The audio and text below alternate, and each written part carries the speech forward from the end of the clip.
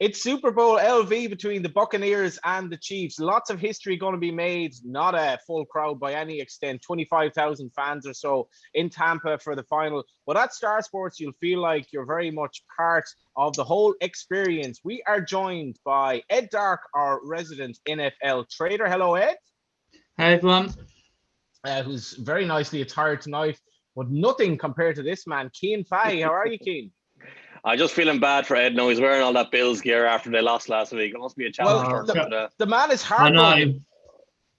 Tell me about it. I've been waiting since 96 to get to the Super Bowl, and I thought we had a chance when we were 9-0 up, but it wasn't to be, so we have to come back next year stronger. I was talking to Cian actually before we came on air. He's like me. He kind of got into the NFL through his cousins in the States, and you can find Cian on QB Datamine, at QB Datamine on Twitter. How did you get into it, Ed? I mean, I started watching it. It used to be on Channel 4 when I was 14, 15 highlights. And at the time, Buffalo, they got to 4 Super Bowls in a row. So they were on every week. So I guess I just get used to know the players and such. So probably called me a glory hunter, Johnny, back in the day because they were on every week. But who was the QB in those days? They did a veteran quarterback, didn't they? They had a it would have been Jim Kelly back then. Yeah. Was he the no-huddle offense man? Andre Reed had a good team. Bruce Smith with all the sacks, but and then from '96 until about 4 years ago, we didn't make a playoff game. So I was cursing my choice, to be honest. But you have to stick with them, don't you? I guess. I was going to say that's the worst glory hunting anyone's ever done, being a Bills fan. They haven't won anything for 25 years. My team are the Browns. One of the only teams the Jets actually beat this season. I got into the Jets when I went to the States in the mid-90s. They went 1-15 shortly afterwards, and they weren't much better this season. But I will say to you, if you're watching this and you're not going to enjoy chicken wings with buffalo sauce, ranch dip, slaw, mac and cheese with crispy bacon, beers, and pecan pie, you've done it wrong. Isn't that right, Ed? It was, yeah. We had a great offer. We called it the Supper Bowl. Obviously very amusingly titled, but yeah, if you had basically any playoff game, if you bet £50 or more, you're going to get one of these great hampers, which I don't think I'm on the list, Johnny, so I'll have to have a word about that. So see what I can do, but we're sending plenty out. Should all be out by Friday or Saturday. Yeah, I'm not sure Star Sports employees could have actually applied, in fairness, but I've got to mention a couple of things before we get to the nitty gritty of this. You can win a free 200 quid bet. Now, if you go to the website, starsportsbet.co.uk, you'll find out you have 10 questions to answer, and the most accurate will win a free 200 quid free bet. And you will also find Ben Tidy and our resident Ed clashing on what might happen. And you have some very interesting selections, Ed, and let's cut to the chase. You fancy Kansas City Chiefs in the spread? I do, Johnny. I mean, it was hard for me. I mean, I can either cheer the team that knocked Buffalo out last week, but then I spent 20 years cheering against Tom Brady. So I was stuck in a bit of a hard place. But I've gone with Kansas. I just think they're the best team, Johnny. I know it's easy to say, but they've got an electric offense with Travis Kelce and Tyreek Hill as speedsters, and obviously Patrick Mahomes, reigning MVP of Super Bowl. I think he can go back to back, and I think they'll win quite comfortably. I think it'll be a high-scoring game, but I think they'll cover quite easily. Without giving away all the state secrets, Cian, you're pretty much on the same hymn sheet here.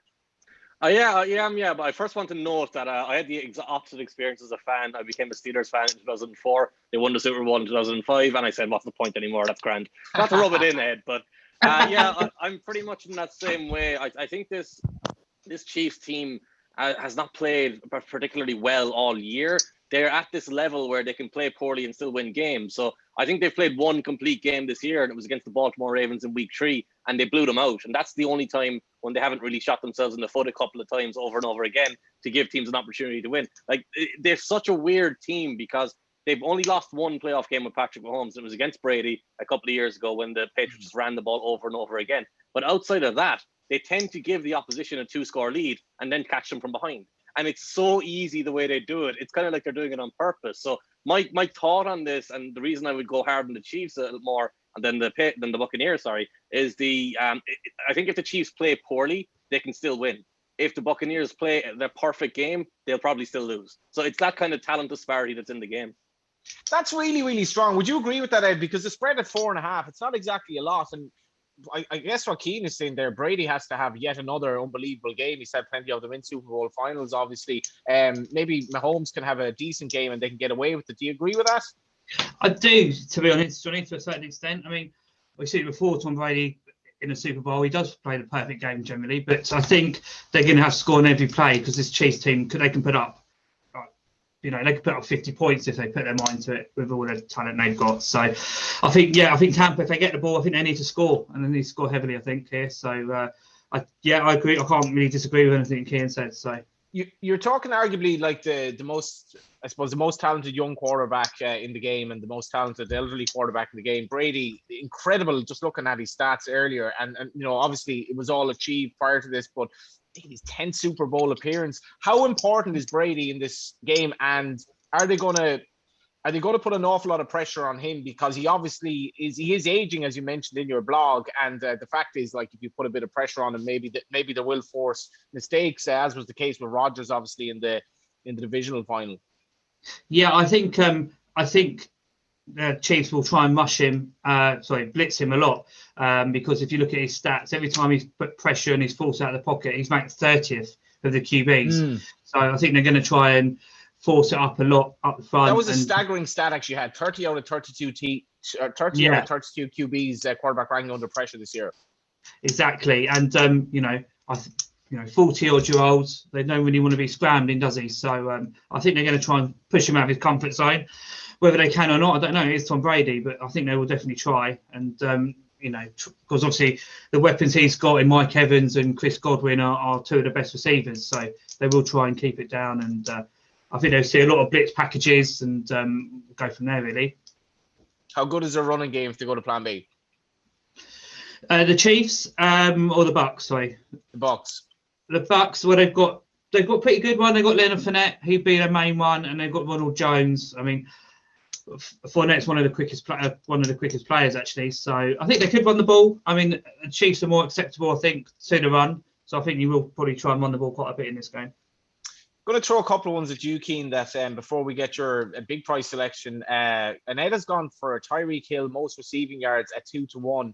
And he's also gone for him to get a touchdown and the Chiefs just to win at 5-4. What do you expect from Hill? He's obviously part of a really, really awesome offense that obviously Mahomes is the fulcrum of.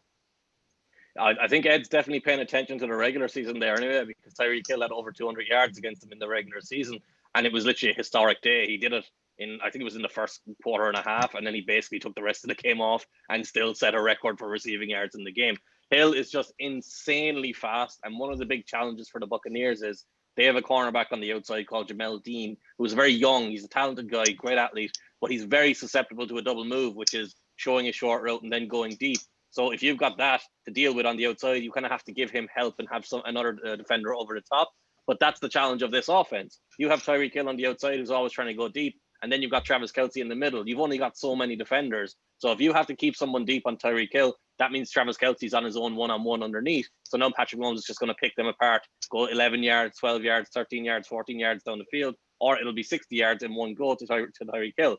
And the knock-on effect of all of this is the running game becomes open because they don't have anyone to stop the run when they're trying to stop Tyreek Hill and trying to stop Travis Kelce. So this is why this offense has been so good. The real danger is that they saw what Tyreek Hill did to them the last time, and they're going to adjust and make sure he doesn't beat them this time, which is somewhat of a trend in NFL coaching staff. If they lose to you, they'll lose to you, but they're not going to let you beat you or let you beat them the same way twice, because that makes them look foolish. So I could very much see Hill going off again, same way as the last game, because he has that talent disparity again. But if they adjust coaching wise, the ball's going to find its way to Kelce an awful lot more. And in the last game, or the game before, I can't remember which now, it's 2 weeks ago, but he caught something like 12 or 13 balls in the first half just because the way the opposition defense adjusted to take away Hill. So these kind of matchups and this kind of whole chess idea of what the NFL is really true. It does really hold true. So the Buccaneers, if you're going to stop any of their offensive players or stop any of the Chiefs' offensive players, you're just going to have to get same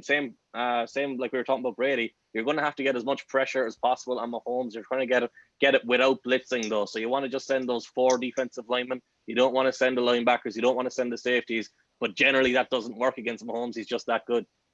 Yeah, obviously Henne's role in coming in when he had that concussion was unbelievable. But just he's back now.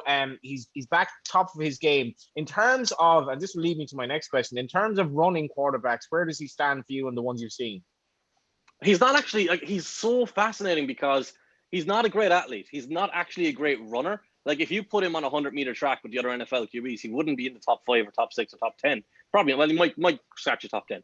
But he's a really, really intelligent runner. So he knows when the opportunity is there to go for space. So Lamar Jackson is obviously the best running quarterback in the league, or the best quarterback who runs, because he's far more than just a running quarterback, which is a big issue in the NFL, labeling guys in that way.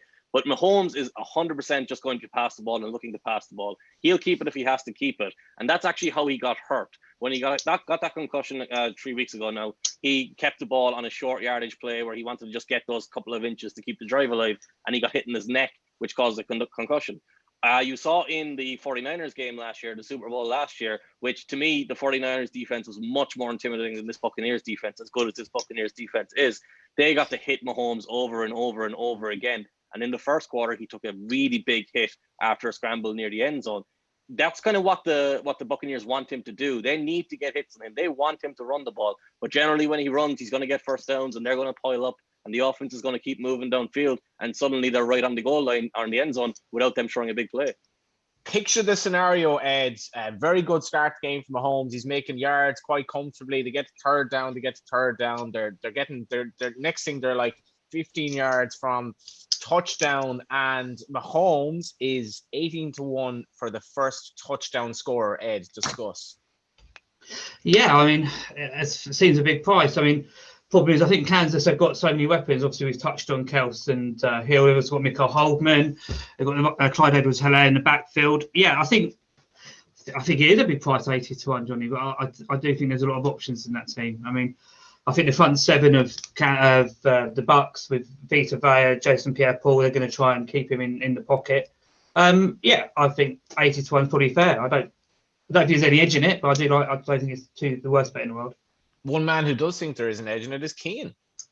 I really like that bet just because we've noticed Mahomes has scored a lot of rushing touchdowns in the playoffs. What happens is everything I was just talking about with Tyreek Hill and Travis Kelce, they make sure to take that away, but that leaves them exposed to Mahomes running the ball because you don't think about him as a runner as much as you do as a passer. So I think those options open up. Obviously, like Ed said there are so many weapons. You're not really going to have a nail on, oh, he's definitely going to get me, or he's way more likely than anyone else. But in terms of value, I think he's about as equal as any of the guys listed ahead of him.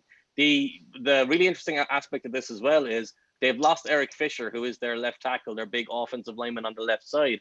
And that's where most of the pressure is going to come against with Shaq Barrett and Jason Pierre-Paul coming off the edge. And if they get pressure early, Mahomes isn't going to stay in the pocket. He's not like Brady, who will just give up on a play as soon as he has to. Mahomes will keep going and keep trying to stay alive. And that's when the scrambling happens. So I really like that bet. I think if I was just throwing a 5 or 10 or somewhere, that's where I'd be going with it. Yeah, welcome bets of 5s and 10s very much to start with. Here's a question for you now. It's kind of something that I've pondered with behind closed doors football this year, but obviously you're not going to get a full audience, but Tampa playing the game in Tampa, how much of a benefit is that, Cian, do you think? And like, is it worth a couple of points here or there? What would you have the spread if it were played at a neutral venue? Geez, Johnny, I'm glad that's where that question went. To talk about what you were doing behind closed doors. I think Tampa, this is the first time, like, ironically, it's the first time a home team has ever been in the Super Bowl, and they get such limited fans. And they're actually really lucky that they're, well, I say lucky in the football sense, in the sporting sense, they're really lucky that they're in Florida because that means they can have fans. A lot of teams didn't have fans at any point this year, or they had very minimal fans. I don't necessarily think that has a big impact. What I do think matters is the heat and the weather. And the fact that it's in Florida is very good for Brady, because when you're 40 years of age and you've got that shoulder that needs to get warmed up, you've got that elbow that needs to function.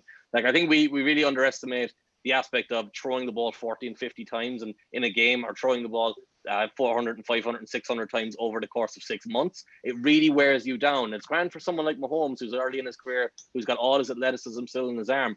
Brady, we've seen his arm struggles, and older quarterbacks tend to struggle later in the year, and the weather plays a big role in that. So Brady has, in the last 2 games, he's thrown the ball to defenders at least 6 times. He's been picked off quite a few times. A bunch of those passes have been poorly thrown, underthrown, and that in part was because of the weather. So the fact that it's in somewhere like Tampa Bay, or instead of New York a couple of years ago, or actually it's quite a few years ago now, when the Broncos played the Seahawks and Peyton Manning was at the end of his career and he had to play in that freezing cold temperature and that ice, and you weren't getting the blood flow into your fingers to fully grasp the ball. That kind of conditions he's very lucky to be avoiding. The fans, I don't think it's going to be a big deal, because I think those are going to largely go to the corporate guys, go to the guys who aren't actually Buccaneers fans. Yeah, that's pretty grim. Just in terms of the weather, yeah, the prawn sandwich brigade. I've been to a few games across sports in the States, and just the tiered structure of the stadia there is mad. But just on that, Cian is talking about the weather there. Is this I suppose a factor in your call? Because one of your standout bets really in terms of on the website is over 55.5 points. Yes, really interesting, because historically, Tom Brady has always struggled in Florida with adjusting to the heat, coming down from Boston, where he was. And he did start the season quite slow, adjusting to it. But I think now he's used to it. I think Gronk struggled as well, Gronkowski, the tight end. But they're looking a lot stronger now at home. Generally, I think the home advantage is probably worth 3 points. I think it's pretty negated here with, like you said, all the corporate fans and different things. But yeah, I mean, it's mainly the wind that affects the scoring rather than the cold weather. So I don't think it's going to be windy. So I think all weather-wise, I think it is all set for a very high-scoring game. You have a hat on you that means a lot to you right now, but the Star Sports Trader hat, which means even more to you. How has the Super Bowl, how has the actual season been in terms of the anti-post book, and what are you expecting? Because this is all made for, we're in early February. We've been in lockdown for about 10 years now, and people will want to have a bet on Sunday. What are they going to play, and how is the book looking? I have no complaints about the book. Normally we have one team over the other, but we made some nice bets on Green Bay just before their championship game where they lost to Tampa.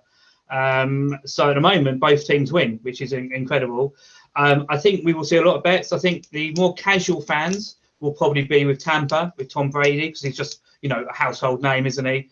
And I think I don't know if clever or is the right word, or more hard-hearted people will probably go with the Chiefs just because they've been there and done it. But I think really expecting to take lots of bets. We've got loads of specials up online. We've got loads of player props. I think come 9 o'clock on Sunday night, it'll be really, really busy. So, well, actually, Cian, does it tell what you're like as a person and who you want to win here? Do you want the flashy youngster, or are you a bit of a sop to nostalgia? Or maybe you're just an old fogey because you want Brady to do number 10. I think if you've been following the NFL long enough, you're just sick of Tom Brady at this point. That's probably what it tells you. I think there's probably some romanticism in terms of Tom Brady going somewhere else and winning, and I think a lot of that will come back to talking about the Bill Belichick versus Tom Brady narrative that developed over the years. Who's more important? Belichick to me has always been more important because he's just that exceptional coach. But Brady really timed this well and got to a Buccaneers team that was ready to win. And I actually you're asking me who we will be looking at as a fan or from the outside. Well, I actually do think that's a factor for the Buccaneers, because I don't necessarily think Tom Brady has come in and played very well or played really good football. But I think the fact that they have Tom Brady has made a lot of the younger guys on that roster turn around and go, we have Tom Brady, we can do this. Whereas before, when you had Jameis Winston, it was like, we have a quarterback who's more likely to throw the ball to them than he is to us. And that changes your whole culture. And there was a story this week, and these stories, I don't know how much you can buy into them or ignore them, but there was a story this week that some of the Buccaneers players were crying with joy after winning the NFC Championship to reach the Super Bowl. And Brady kind of went over to them and said, what are you crying for? We haven't done anything yet. The Super Bowl is in 2 weeks. So that kind of mindset, I think, has been hugely valuable. And a lot of people love that about him and love that just complete commitment to winning. And that's the reason he's still playing. Like, he's over 40. He shouldn't still be playing, especially with his physical skill set. So you have to admire that in one way. But if you're probably in the younger generation, or if you're someone who's highlight inclined, who wants to see the spectacular, who wants to see a quarterback who looks one way and throws the ball the other way, who wants to see a quarterback who puts the ball in his bad hand and throws it with his bad hand every so often, then you're going to be all in on Patrick Mahomes. And if you're just measuring pure fun, the Chiefs are so much fun because Travis Kelce does ridiculous things. Tyreek Hill, speed alone, just like Tyreek Hill it's like Usain Bolt, where when he starts sprinting and hits top speed, the other professional athletes, the guys who are world-class speedsters, can't get near him, and they look really slow. So if you're just chasing the fun, then you're a Chiefs fan, and you just want to see the best game you can have, you're a Chiefs fan. If you've got some nostalgia or some Brady admiration, you're all in on the Bucs. I have a beer here, but with the veneer of being professional, it's actually non-alcoholic. But I will put it to you, Keno. It's 8-15 Mahomes will have more passing yards, 7-5 Brady. But if it were your choice to have a pint with either, who would it be? Have you ever heard Patrick Mahomes speak? No, not much. It's fantastic. He's the kind of fella who has a voice where he could talk to you, and it didn't matter what he was saying, you'd still have a great time just because the way he sounds like you're in love. He's got this southern twang and he's really high pitched. The reason is it's nothing like you'd expect to see from him. But I don't even think Brady drinks, so I'm not sure I want anything to do with Brady. Brady is very much, I guess it would be like having a pint with Roy Keane, but if Roy Keane was only in studio Roy Keane, not off camera Roy Keane. Right. So it's just intensity all the time and probably no crack. Ed? Yeah, but I said Mahomes, he sounds a bit like Kermit the Frog in some of his interviews. It's hilarious if you really listen to it. I don't know. I think I could go for a beer with Brady. No worries. If some of his videos he's done with Gronk, some of the videos he's done with Gronk are quite funny. So I think he'd be all right away from maybe in a month or so after he's finished the Super Bowl, so he's not still het up. But I think kicking in the summer, I think it'd be all good fun with Brady. I think Ben Keith can 100% organise this. If he can organise the Super Bowl package with, as I reiterate, chicken wings with buffalo sauce, ranch dip, slaw, mac and cheese with crispy bacon, beers and pecan pie, I think he can definitely arrange for Ed to have a pint with Tom Brady. But it is getting to that very, very exciting part of the show where we give the selections. And just before we do that, we do have a free 200 quid bet to the person who makes the most accurate predictions on Sunday's extravaganza. And if you're not having a bet on the Super Bowl, you should definitely do that. You should probably also have a bet for the crack, have a few beers, enjoy what should be an absolute epic. Ed, give us your selections. I think my main bet is over. I'm not sure if the line's moved. Let me have a quick look. Yeah, so we've got the line. It's over 55.5 at 10-11, which I really like. Yeah. Obviously, I think the Chiefs. For a bit of value, I thought the edge rusher from Kansas, Shaq Barrett, I thought 66s for MVP is actually a bit of value. Interesting. Though a QB always wins it, but I thought if he can get some pressure onto Mahomes, I think he could be a bit of a surprise and someone to look out for, certainly. Keane? Well, when the Falcons lost to the Patriots and James White just went off and tore everyone apart, they still gave it to Brady. So I don't think anything that can happen for the Buccaneers players is not Brady to win it. The one I was looking at the over as well, but I was actually looking at the 59.5 on the over because I do think this is just going to be a complete shootout. Few teams have really contained the Chiefs at all. And the 49ers did to a degree last year, but they did that with such incredible talent. Like the Buccaneers have Shaq Barrett and Jason Pierre-Paul coming off the edge, and they should be really, really effective and have a big impact on the game. But on the interior, they don't have that as well. They have Ndamukong Suh, who is coming towards the end of his career. So I just think the Chiefs are likely to score between 35 and 42 around that range. So then you're looking at, will the Bucs get the garbage time scores or the comeback scores or just keep pace with them? So I think we can reach 60 points in this game. So that's what I'm looking at. How much are you looking forward to it, actually? Oh, massively. I think the really fascinating thing about the Chiefs offense and Mahomes is just literally anything can happen when you watch them. And the only downside of the team is when they're losing 14-0 or 21-0, which they seem to always be doing, you still never feel like they're going to lose. So outside of that aspect of it, I think it's going to be great. But the Buccaneers have so much talent as well. Mike Evans, Chris Godwin at wide receiver, incredible players. You've got Tyrann Mathieu on defense for the Chiefs, who's outstanding. You've got Devin White and Levante David, the linebackers for the Buccaneers. Levante David is like the old head, high established superstar player. White is coming up, the next superstar player. So you've got that relationship there, that dynamic, those guys going against Kelsey. There's just so much talent all over the field. And the Super Bowl, even when you get bad I went to the Rams Patriots Super Bowl 3 years ago. I was in New York, worst game of my life, left at halftime. But outside of that, the Super Bowls are always great and there's always great drama. He summed it up quite well, Ed. Yeah, I mean, I'll be looking forward to it more if the Bills have got there. But other than that, I really think it's going to be a great game. I think you've named every player there. The Honey Badger Matthew is quality for the Chiefs. I think the Bucks do struggle. If they struggle anyway, is their lack of pace in the secondary. So I do think there'll be a lot of scores for Kansas in the wide receiver tight end position with Hill, Holdman, and Kels. And like I said, if Tampa needs to try and keep tabs with them. So Kansas, like you said, Kansas score anytime. Even when we went 9-0 up in the championship game, I still thought we need another 20 points to go 29 up, and I might have a chance. So yeah, I'm just really looking forward to it. Apart from the game we mentioned earlier, the Rams and the Patriots, which obviously Brady won again. They're always great games. It's just such a spectacle to watch. So yeah, I'm really looking forward to it.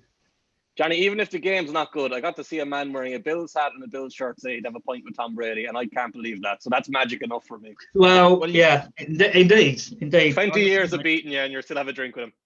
Yeah, you actually have like an entire store of NFL shirts there, which is very impressive. Cian, it's been fantastic to have you on. I have some tenuous connections to the game itself, but Antonio Brown is on one of them, who's playing for the Buccaneers now. Beautiful. This man is deeply impressive. Thank you, Cian. Thank you very much. Thank you, Ed. Thank you very much. And remember to get to starsports.bet.co.uk for the 200 quid challenge and for bets on Super Bowl LV.